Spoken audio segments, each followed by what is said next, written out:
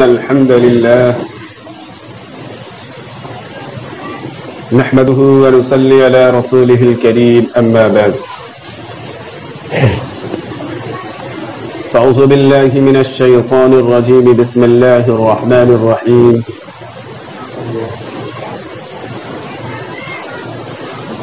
واعتصموا بحبل الله جميعا ولا تفرقوا واذكروا نعمة الله عليكم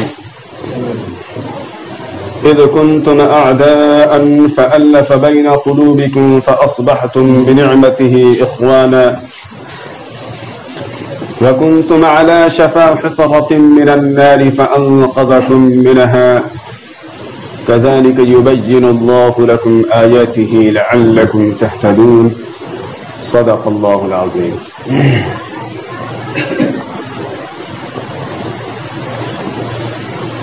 یہ نفرت بری ہے نہ پالو اسے، دلوں میں خلش ہے نکالو اسے، نہ تیرا نہ میرا نہ اس کا نہ اس کا، یہ دیش ہے ہم سب کا سنبھالو اسے۔ حضرات گرامی، آج کے اس عظیم الشان خطبے میں ہمارا موضوع سخن ہے ہندوستان کی جنگ آزادی میں مسلمانوں کا کردار۔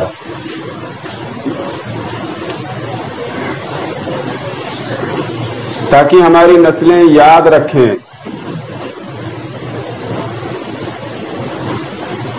کہ ہندوستان کو انگریزوں کی غلامی سے آزاد کرانے کے لیے ہمارے اسلاف نے، ہمارے بزرگوں نے کتنی بڑی بڑی عظیم قربانیاں دی ہیں۔ کیونکہ ہمارے دیش میں تاریخ بنانے والوں کی، تاریخ بگاڑنے والوں کی، تاریخ بدلنے والوں کی کوئی کمی نہیں ہے۔ اس موضوع کو چننے کا مقصد ہمارا یہی ہے تاکہ تاریخ کو یاد رکھے اور تاریخ بدلنے والوں کی یہ ہمت نہ ہو سکے کہ وہ ہمارے ماضی کے ساتھ، ہمارے داستان کے ساتھ، ہماری تاریخ کے ساتھ وہ کھلواڑ کر سکے۔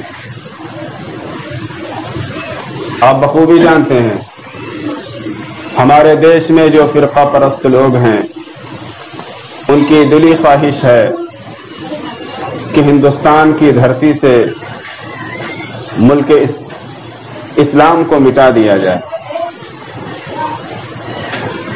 وہ چاہتے ہیں کہ کسی طرح مسلمانوں کو یہاں سے نکال دیا جائے۔ اس موضوع کے مادھیم سے میں آپ کو یہ پیغام دینا چاہتا ہوں کہ وہ یہ وسوسہ جو بار بار ان کے دل و دماغ میں آ رہا ہے نکال دیں اور یہ خواب دیکھنا بند کر دیں، کیونکہ جس دن اس دھرتی سے اسلام مٹ جائے گا اسی دن یہ دھرتی بے نور ہو جائے گی۔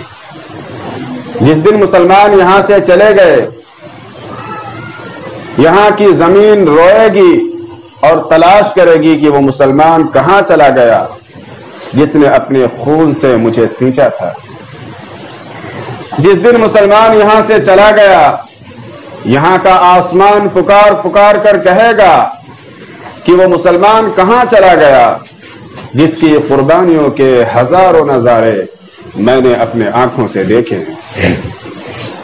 فارسی کے ایک شاعر نے کہا ہے، گاہے گاہے باز خواہے قصہ پاری نرا، گاہے گاہے باز خواہے قصہ پاری نرا، تازہ خواہے داشتن جب زخم کھائے سینرا۔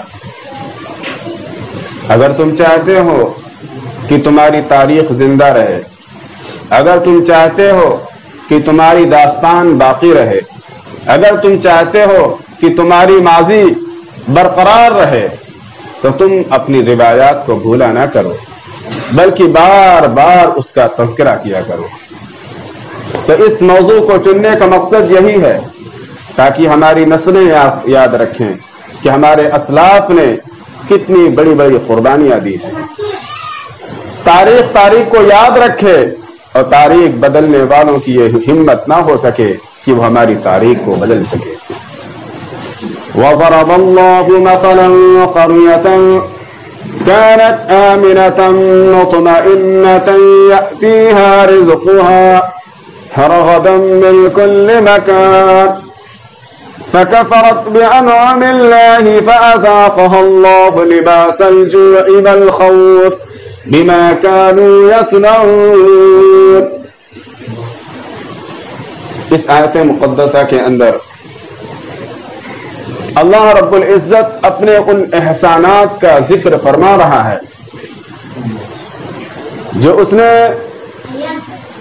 اپنے بندوں پر کی ہے. وہ احکم الحاکمین ہے، وہ مالک الملک ہے، وہ شہنشاہوں کا شہنشاہ ہے. وہ جس وقت چاہے اپنی نعمت سے کسی کو سرفراز کرے اور جس وقت چاہے آزمائش و امتحان میں ڈال دے. اللہ رب العزت نے اس دیش کے لوگوں کو انگریزوں کی غلامی سے نجات دی، مالک بنایا، حاکم بنایا، خلیفہ بنایا، ذمہ دار بنایا، تاکہ وہ دیکھے اس آزادی کے بعد تم کیا عمل کرتے ہو. تم میری غلامی میں رہ کر زندگی گزارتے ہو یا اکڑ کر چلتے ہو؟ تم لوگوں کے درمیان عدل و انصاف کرتے ہو یا ظلم زیادتی کا معاملہ کرتے ہو؟ قرآن پاک کے دوسری مقام پر اللہ فرماتا ہے قَالَ عَسَىٰ رَبُّكُمْ أَن يُهْلِكَ عَدُوَّكُمْ وَيَسْتَخْلِفَكُمْ فِي الْأَرْضِ فَيَنظُرَ كَيْفَ تَعْمَلُونَ. اے لوگو، میں تمہیں بادشاہ بناتا ہوں، میں تمہیں حاکم بناتا ہوں، میں تمہیں زمین کی خلافت عطا کرتا ہوں. فَيَنظُرَ كَيْفَ تَعْمَلُونَ، تاکہ میں تمہارا امتحان لوں کہ تم اکڑ کر چلتے ہو یا میری غلامی میں زندگی بسر کرتے ہو، تم میری اطاعت و فرما برداری کرتے ہو یا پھر میری نافرمانی کرتے ہو، تم لوگوں کے ساتھ عدل و انصاف کرتے ہو یا پھر ظلم زیادتی کرتے ہو. میرے بھائی دوستو، اللہ رب العزت نے آج اس ملک ہندوستان کو آزادی عطا فرمائی. یہ بہت بڑا اللہ کا انعام ہے،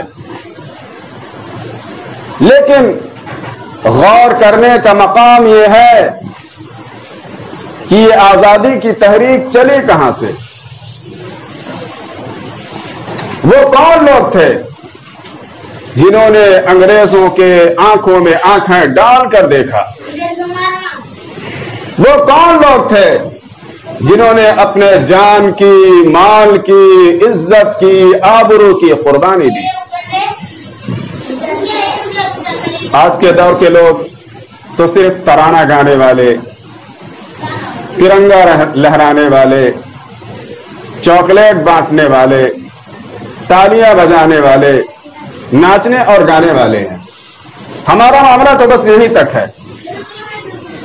وہ لوگ تو اور تھے جنہوں نے انگریز کا مقابلہ کیا، ان کی آنکھوں میں آنکھیں ڈال کر دیکھا، اپنے خون کو بہایا، اپنے جان و مال کی عزت و آبرو کی قربانی دی. میرے بھائی دوستو، کسی مکان کو استعمال کرنا کمال نہیں ہے، بلکہ اس کو تعمیر کرنا، اس کا بنانا کمال ہے. کسی کھانے کو کھا لینا کمال نہیں ہے، بلکہ اس کا پکانا کمال ہے. کسی لباس کو پہن لینا کمال نہیں ہے، بلکہ اس کا سلنا کمال ہے.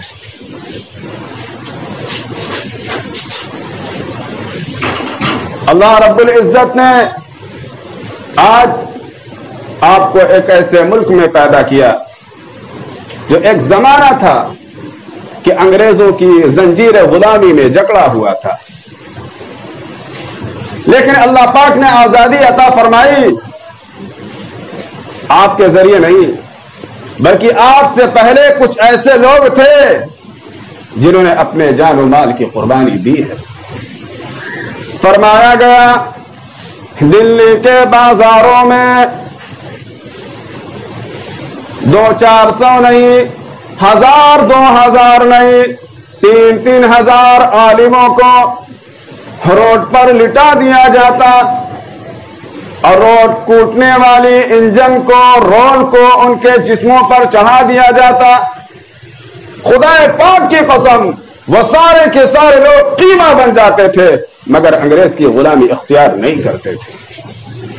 آزادی کی تحریک یہاں سے چلتی ہے۔ فرانسیسی مورخ لکھتا ہے ان میں سے ایک ایک جوان ایسا حسین، ایسا خوبصورت تھا، ایسے ایسے شہزادے تھے، جب میری نگاہیں ان کے چہرے پر پڑتی تو میرے پیروں تلے زمین نکل جاتی۔ ایک ایک عالم دین کو خنزیر کی کھالوں میں ڈال کر زندہ آگ میں ڈال دیا جاتا۔ آزادی کی تحریک یہاں سے چلی ہے۔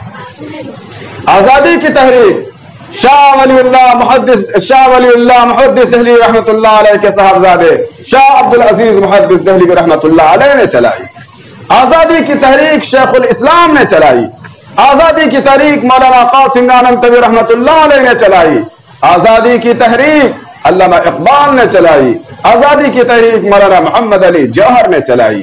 آزادی کی تحریک یہاں سے چلتی ہے۔ فرمایا گیا شاملی کے میدان میں انگریزوں سے مقابلہ ہو رہا ہے۔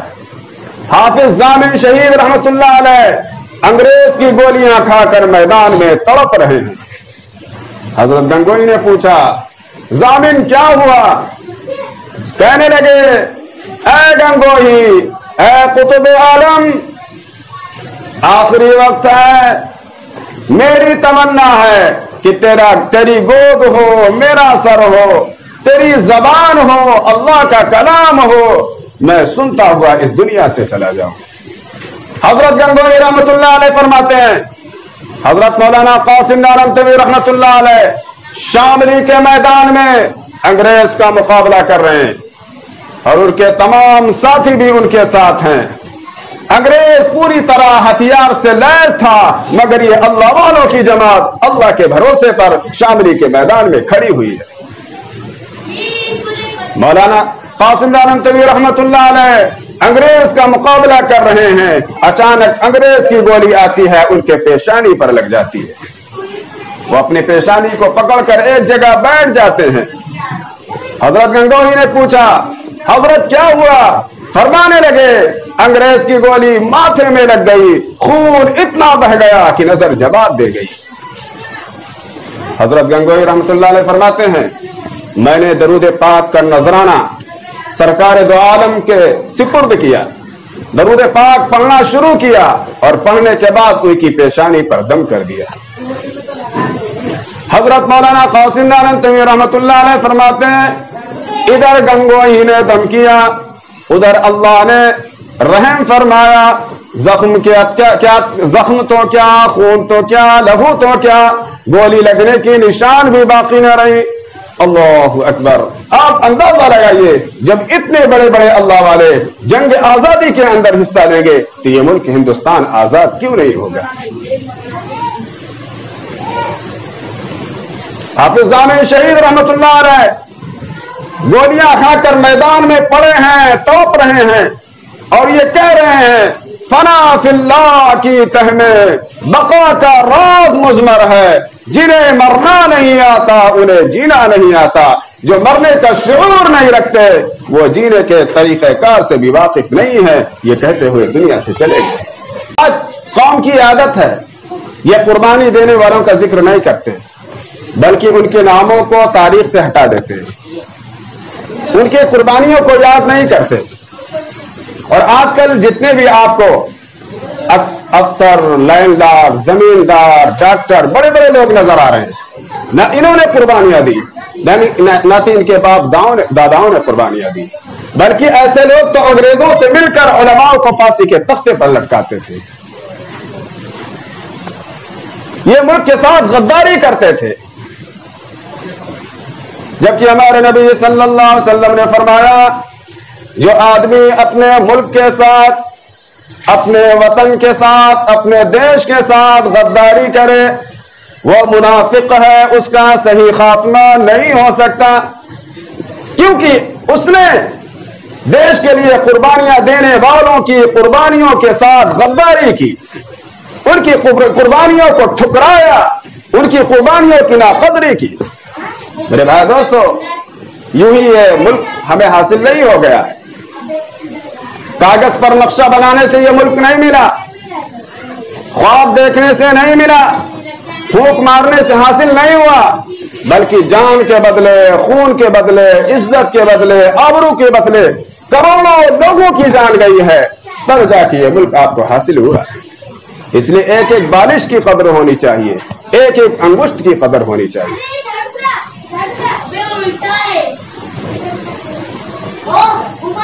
اے لوگوں، اے مسلمانوں، تمہاری آزادی تو اصل اس وقت ہے جب تم موت کی تلخی سے آزاد ہو، تمہاری آزادی تو اصل اس وقت ہے جب تم عذاب قبر سے آزاد ہو، تمہاری آزادی تو اصل اس وقت ہے جب تم قیامت کی ہولناکی سے آزاد ہو، تمہاری آزادی اصل تو اس وقت ہے جب سانس آ رہی ہو، جا رہی ہو، اور فرشتے کہہ رہے ہو اللہ تخافوا ولا تحزنوا، گھبراؤ نہیں، جنت تمہارے لیے سجائی گئی ہے۔ اصل آزادی تمہاری یہ ہے۔ اس لیے آئیے ہم دعا کریں، اللہ بے رحم ڈاکٹروں کو ہدایت دے، اللہ ظالم افسروں کو ہدایت دے، اللہ ان تمام لوگوں کو ہدایت دے جو ملک کو کاٹ کر کھا رہے ہیں۔ سب کو معلوم ہے کہ دیش میں کیا چل رہا ہے، لوگوں نے باری بنا رکھا ہے، کچھ دن تم کھاؤ، کچھ دن ہم کھائیں، کچھ دن تم لوٹو، کچھ دن ہم لوٹیں۔ وَضَرَبَ اللَّهُ مَثَلًا قَرْيَةً كانت آمنة مطمئنة يأتيها رزقها، جب اللہ پاک کسی قوم کو اپنی نعمتوں سے سرفراز کرتا ہے، جب اپنی نعمتیں عطا کرتا ہے، فکفرت بانعم اللہ، جب وہ قوم اللہ کی نعمتوں کی ناقدری کرتی ہے، فاذاقها اللہ لباس الجوع والخوف، تو اللہ رب العزت اپنا عذاب ان پر مسلط کر دیتا ہے۔ اگر کوئی قوم اللہ کی نعمتوں کی ناقدری کرتی ہے تو اللہ اس نعمت کو چھین لیتا ہے اور ان پر عذاب مسلط کر دیتا ہے۔ تو میرے بھائی دوستو، یہ نعمت جو ہندوستان کی آزادی کی شکل میں ہندوستانیوں کو ملی ہے، انہیں ان نعمتوں کی قدر کرنی چاہیے۔ اگر اس کی نعمت کی قدر نہیں کریں گے، لوگوں کے درمیان انصاف کا معاملہ نہیں کریں گے اور اس کا ناجائز فائدہ اٹھائیں گے، تو وہ مالک جس نے یہ آزادی عطا فرمائی تھی وہ مالک چھین بھی سکتا ہے۔ اس لیے میرے بھائی دوستو، آئیے ہم اس ملک کے چپے چپے کی قدر کریں، اپنے ملک کے ساتھ وفاداری کریں، کیونکہ وفاداری وطن سے ہو، یہی اسلام کہتا ہے۔ ہم اپنے دل کے ہر گوشے میں ہندوستان رکھتے ہیں۔